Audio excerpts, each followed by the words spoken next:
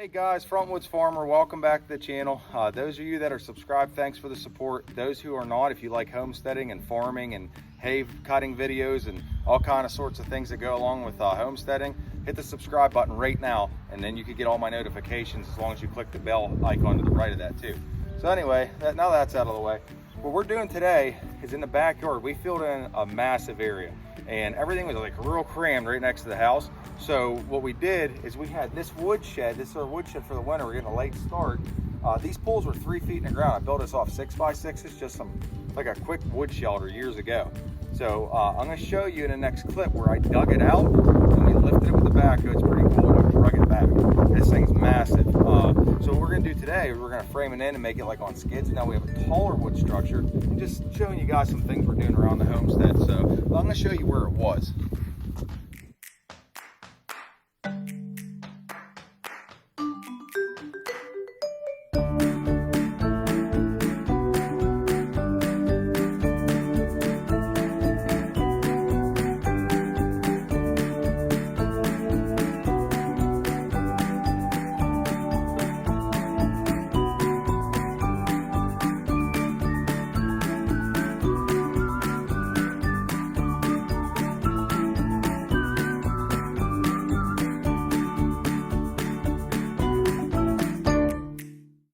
Basically, I mean, there's grass already starting to grow there. We raked it out real fast, but I have to finish grading. So we moved this wood shed that was like crammed right up next to the house where we want to put our new deck, and we moved it back. That way it gives us some room. So it's still close enough to the house right here to where we can just go straight out our basement door and we can bring in firewood. But it's far enough away to where if we need to pull trailers in or out, let the kids ride their bikes, you know, this is kind of the idea here. So yeah, I'm just going to show you what I'm going to do. This is going to be part of a series like preparing for winter. No, all joking aside, we just got a lot to get done before, you know, winter starts really hitting below freezing temperatures at night. So we're gonna get this wood shed done. So I'm walking the barn right now. We'll probably get to UTV and get some tools loaded up. This stuff out here, gonna get a level power drill. I use a lot of good equipment that I like, I'm used to for a few years. So I'll probably throw a link down below for like a DeWalt drill and some other basic tools if you don't know where to get started if you're young. Right, so when we put this wood shed in, I didn't really level everything first. It was a quick deal. So when the grade, which is like the slope of your land, we just threw 4 posts and we didn't account for that.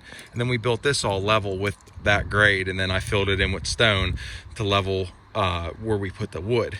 This situation we're going to change after we pulled it out. We're going to level a skid underneath so we could pull it around if we ever need to move it. So what I'm going to do is measure down from this pull down and that pull down, and then I'm gonna mark a line where it's straight across. That way it stays level with the bottom of the base to the bottom of the skid. So I measured 36 inches down the ground, and that's 44. So we're gonna go 36, mark a line, and that's where the bottom of our womanized 2x4 is gonna run. And we use womanized because it's a pressure treated lumber and it's not gonna rot. It's a lot more rot resistant. What's better is fiberboard, but it's not cost effective.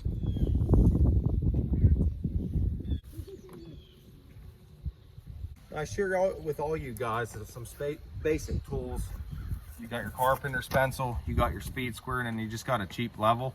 I'll throw some, like I said, I'll throw in a description for all the guys that are new to this stuff, links where you can get all this, but it's just cheap stuff, but it works.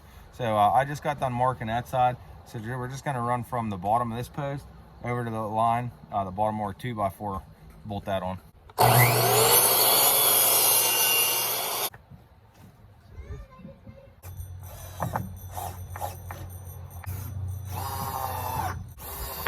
Screw in like a triangle.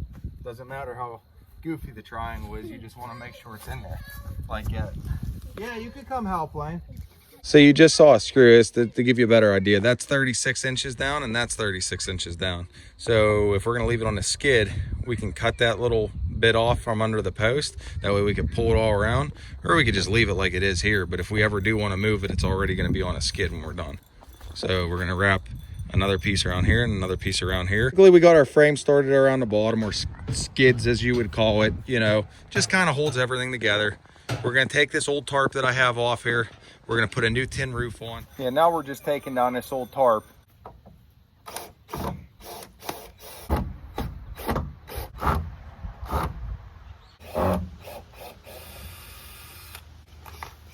Grab that, buddy. Now that's how that looks with them tarps down. Then eventually rip the roof off, and then I'm thinking maybe it would be nice to add some barn doors. We'll get some hardware, some track from Rural King, and get them put up. Now I just want to show you these canvas tarps. I never liked them before because I thought they held a little moisture. But man, are they rugged. It's worth spending the extra money on them. I got this at Tractor Supply probably 6 years ago, and this thing's still usable. So we'll use this to cover some farm equipment or something.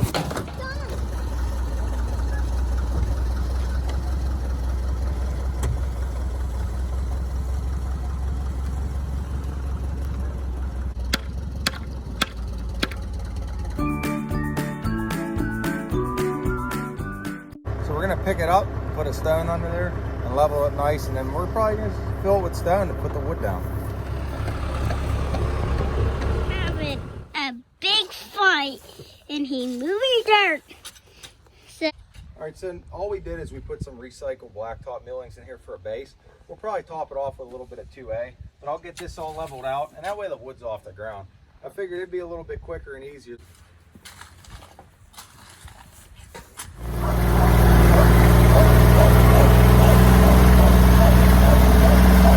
That all flatten out.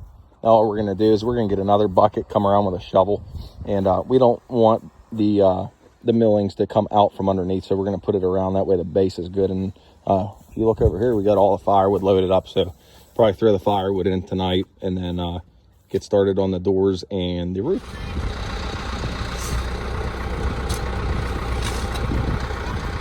We got our nailers on. That's so we could continue on our barn siding.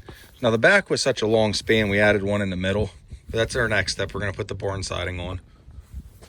What we're gonna do is just keep going around the back with the barn siding. As you guys see, that's how you do. You just drill it on the sides where we put all our nailers.